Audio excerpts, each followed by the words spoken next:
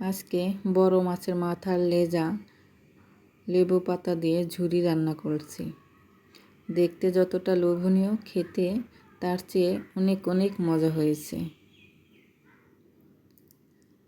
আসসালামু আলাইকুম, সবাই কেমন আছেন? আশা করি নিশ্চয়ই ভালো আছেন। আমিও আলহামদুলিল্লাহ ভালো আছি।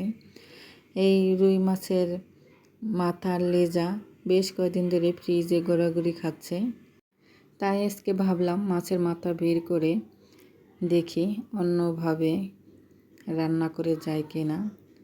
তো যে ভাবনা সেই কাজ। মাথাগুলো আগে আমি সেদ্ধ করে নিচ্ছি, লেজা আর এক পিস মাছ। এই মাছের মাথাটা বেশ কিছুদিন ধরে ফ্রিজে রয়ে গেছে, খাওয়া হচ্ছে না। তো আজকে দেখি, তো সেদ্ধ হয়ে গেছে। আমি কাঁটাগুলো, বড় বড় কাঁটাগুলো আমি ফেলে দিব, যে এগুলি কাটা কোনো প্রয়োজনে আসে না তার জন্য। আর লেজের কাঁটাটাও আমি ফেলে দিব, যতটুকু সম্ভব কাঁটা বেছে বেছে আমি ফেলে দেব, আর কিছু কাঁটা রয়ে যাবে, বড়গুলো শুধু ফেলে দিব। ঝুরি রান্না করব, মাছের মাথা আর লেজা ঝুরি লেবু পাতা দিয়ে। কে কে লেবু পাতা দিয়ে মাছের ঝুরি খেয়েছেন কমেন্টে জানাবেন। আমি এর আগেও অনেকবারই মাছের মাথা বা মাছের পিস দিয়ে লেবু পাতা দিয়ে ঝুরি রান্না করেছি, খেতে কিন্তু খুব ভালো লাগে। বসাই দিলাম কড়াইটা গরম হয়ে গেছে। দিয়ে দিয়েছি সরষের তেল, পেঁয়াজ, কাঁচামরিচ। একটু তেল দিয়ে ভালো করে ভেজে নিয়ে দিয়ে দিচ্ছি আদা রসুন বাটা।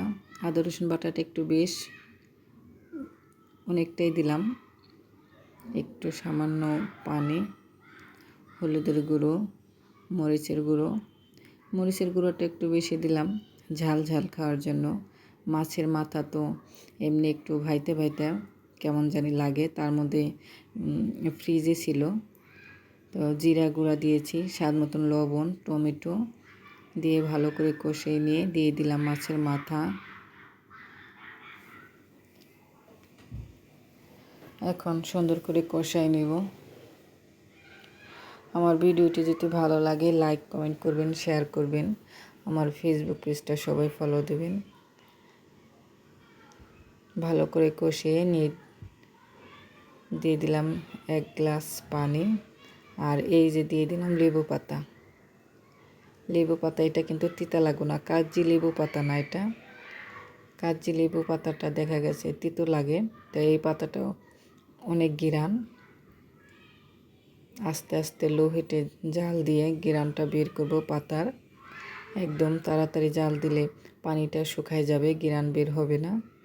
দেখেন আমার কিন্তু রান্না হয়ে গেছে। যে দেখতে যতটা লোভনীয়, খেতে তার চেয়ে অনেক অনেক মজা হয়েছিল। যারা মাছের মাথা লেজা খেতে পছন্দ করেন না, এইভাবে রান্না করে খেতে পারেন। আর আমার রান্নাটা কেমন হয়েছে কমেন্টে সবাই জানাবেন। আজকে পর্যন্ত সবাই ভালো থাকবেন। আল্লাহ হাফেজ।